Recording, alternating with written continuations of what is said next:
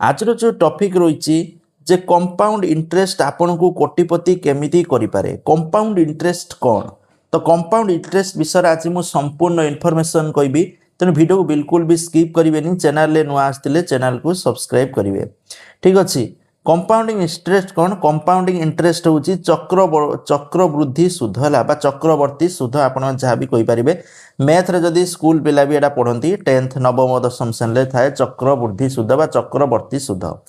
तो दुनियार सबुठारु शक्तिशाली आर्थिक सिद्धांत मध्य गोटे बोली कहुए एथिरे केवल आपणकर मूल टंका उपरे नुहे बरं पूर्वर मिलिथिबा सुध उपरे मध्य सुध मिलता है यही कारण दीर्घ समय टंका द्रुत गति बढ़ी थाए ठीक अच्छे तो कंपाउंडिंग रो मूल सूत्र को आम बुझा जे मूल सूत्र कौन या किपरि काम करे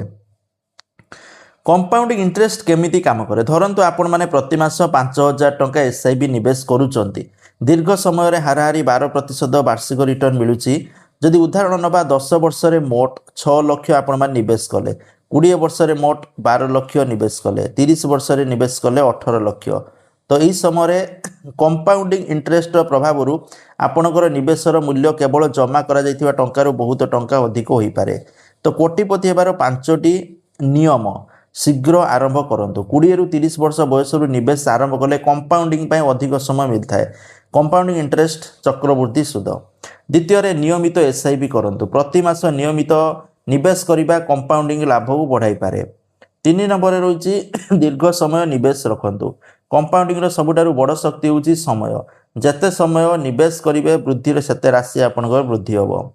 4 नंबर रही स्टेप अप एसआईबी करंतु आय इनकम बढ़िले बा आय बढ़िले प्रति वर्ष एसआईबी राशि मध्य बढ़ांतु तापर 5 नंबर रही मझिरे एसआईपी निवेश बंद करंतु नाही बजार उत्तर चढ़ा देखिबा बजार डाउन हाई ऊपर अप डाउन देखिकी एसआईपी बंद करंतु नाही जदि बंद करिवे कंपाउंडिंग रो लाभ कमी जाई पारे तो मने रखंतु